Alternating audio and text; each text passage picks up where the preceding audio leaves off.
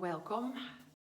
Thank you for being here and joining us in this week to challenge ourselves to be more self-compassionate. My name is Annick Nevejan and I will shortly say a little bit about my background, the practice I want to introduce to you, the self-compassion break, and then I will guide you through it. So, for the last 20-30 years I've been facilitating individual and collective transformation processes. I have my own company, I'm an independent professional, and my background in my work is a combination of Western psychology, Buddhism, neurobiology, and the theory of living human systems. I particularly joined the mindfulness movement 12 years ago, and I've been a tutor and supervisor in mindfulness, compassion and insight training, and also have been teaching on a master in mindfulness for a few years at the Aberdeen University in Scotland. Okay, so the self-compassion break. I think when we challenge ourselves to be more self-compassionate, which I think we all need in some way, a starting point perhaps is good to realize that we all have this innate quality of being compassionate. It's not something that we have to look outside from ourselves. It's actually already there from the start. And the truth is also that although it's there in all of us, we can strengthen our capacity to be compassionate with ourselves, to be kind with ourselves, as well as being kind and compassionate with others. Now, kindness is something that takes courage, is my experience. You know, we tend to think that kindness and compassion is something maybe more soft and tender, and that is definitely a quality of it. But we forget that there is also an aspect of courage related to it, an aspect of, you could say the courage to show up, to face reality as it is, and to find a way how we can respond to it in a more healthy, wise and compassionate way. You know, often in life we cannot help what's there, it's beyond our control, but how we relate to it, we can definitely influence. Now, in this pandemic that we are all in with Corona, I think many of us find ourselves in a lot of fears, anxieties about the future, also frustration about not being able to maybe do the things you would like to do. So there's all kinds of emotions surfacing, all kinds of thoughts that create anxiety. And that's perfectly normal. You know, the whole system is in survival, so of course we are also anxious. And there is also a real threat at moments for all of us with getting ill and people dying from it. So how can we relate to this in a more wise and compassionate way? You know, I think generally when we have a difficult time, more stress, we tend to, on top of that, give ourselves a hard time. It's very strange, you know, for example, I don't know if you have that, but I have sometimes really hard time motivating myself to do things, you know, there's a tendency of wanting to withdraw, to put the blanket over my head and stay kind of safe and comfortable inside. And then I can start judging that, you know, like that's bad and that's not good, and then I force myself and I go into all kinds of negative thoughts that are kind of beating myself up inside, you know. And sometimes it helps me to get myself motivated, but at the same time it gives a lot of distress, and I can get more tight, more stressed, and then if I'm not careful I go into another extreme where I just keep on working hard, you know, it's kind of you're all the time switched on and not giving myself really any real relaxed break, you know. I keep a kind of busy, like it's not allowed to for a moment leave everything as it is and just find some space for yourself to enjoy a little moment in the day. So here we can find another way to relate to ourselves, and This exercise is based on Christine Neff.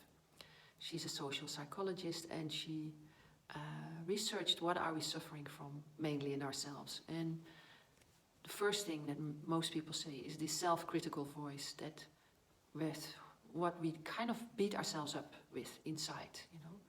It's kind of all this frustration and anger we're discharging inside, in beating ourselves up, and then becoming a kind of in a low mood, losing our energy, getting a bit sad from it, you know, all these reactions, and feel very closed in. Because that is the next thing that we suffer from, is that we think I'm the only one who's having this, you know. It's like I'm thinking that everybody else is dealing better with it than me, have more resources, are more on top of it, and I feel kind of alone in my struggle, thinking I'm the only one who's feeling like this, blaming myself. So we feel isolated in our struggle, and we suffer from that. And the last thing that we suffer from is that we can go into a kind of all kinds of stories, you know. It's like there is a difficulty, like I feel a little bit exhausted, tired, and then I go into all kinds of dramas about it, like, oh, it's never gonna work with me, and I will never make it, and I can't do it.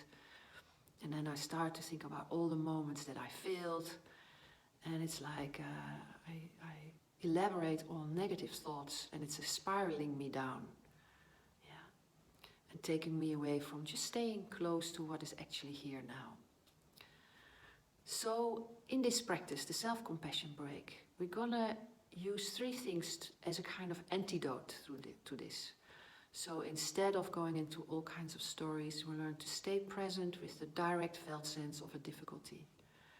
We learn to see that difficulties are part of being human, that we share that with others, so we feel less alone. We realize it's a normal thing, nothing to blame ourselves for. And then the last step is that we look like, and we, instead of judging myself, being self-critical, how can I actually support myself in this difficult moment, in these difficult times? How can I be kind with myself? Okay, I'm gonna do the practice, and there's also a handout, so you can also read it back. The self-compassion break. For this exercise, it's helpful that you pause for a moment, you kind of allow yourself to drop for a moment in silence, and you really want to check in inside. How am I in this moment? So just see now when you sit here, can you, maybe with even a hand placing on your heart, to really sense how are you in this moment? How does your body feel? So maybe you notice that some parts in the body feel tensed. Maybe some parts in you feel relaxed.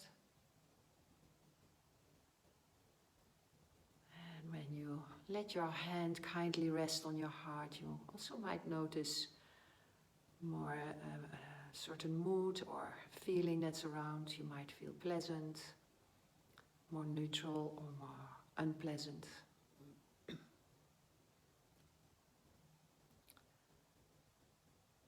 Might also notice thoughts that are maybe many thoughts, and we have a tendency to think a lot, to be a lot in our head. And we just want to kind of acknowledge, like, okay, you know, there's a lot of thoughts, and it's fine. Don't need to do anything with them. Just see if you can stay with your awareness with this kind hand resting on your chest. And then noticing if there's any experience in this moment in the body that you find difficult to be with. Or if you like, you can think of a recent moment that was kind of difficult, where you felt in a lot of distress, upset, maybe in relation to something or someone.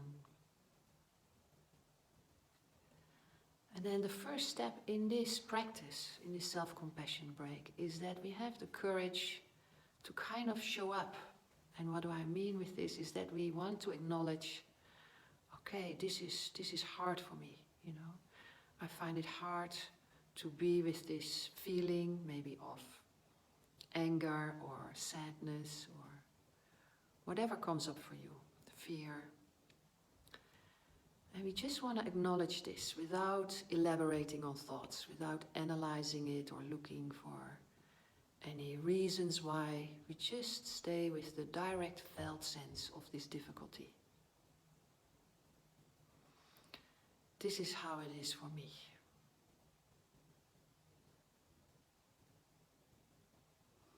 And just feel how it is by acknowledging how you feel and that it's allowed to be there as it is, without trying to change it or start to think about it.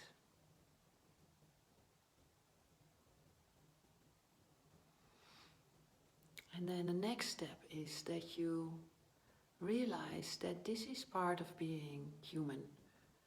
You know, that we all have difficult moments, difficult experiences, difficult emotions to be with, to manage in ourselves. So this helps us to feel less isolated, and you see how it is when you kind of normalize it, and that actually this struggle is what also connects us with each other. And although it might not seem that other people are struggling, you know, if we would look a little bit more closer, we realize that everybody has moments, sooner or later, where we're confronted with difficulty.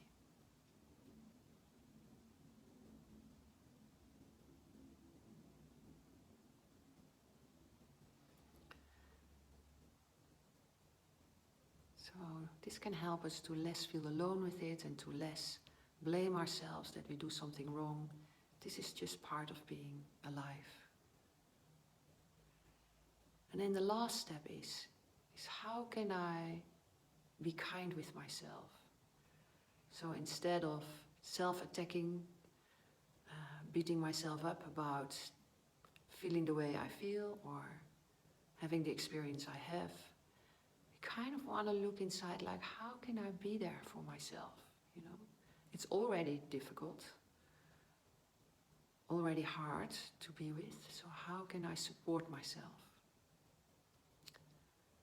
And it can be as simple as like just feeling the warmth of your hand and allowing a sense of warmth to flow towards yourself.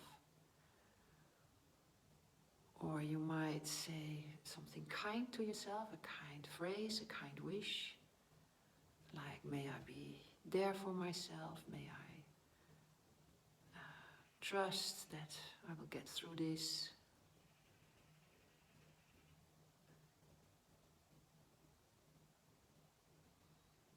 So just, or something like, it's okay to feel it. It's there, so can I just allow it to be there? Sometimes kindness can also be that we literally do a kind gesture, you know, we maybe give ourselves a bit more space in the day.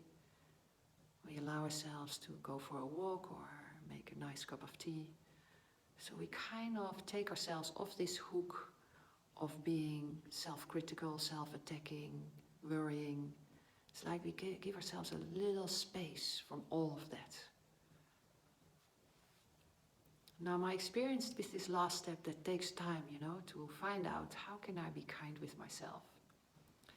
So just see if you can recognize moments of kindness in the day, receiving kindness from others, or being kind. You are being kind to others.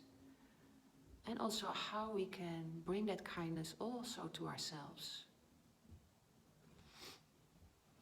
And then whenever you're finding a difficult moment, you know, you're suddenly faced with a lot of upsetness, distress, this is the moment where you can say these three phrases, like, this is a difficult moment, can I just stay with what's happening for me, acknowledging. Difficult moments are part of being alive, I share with others. And may I respond with kindness to myself. Thank you for listening and joining in this practice.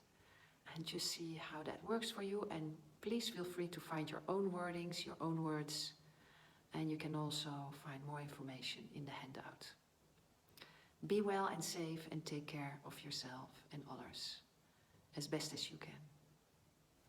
Bye.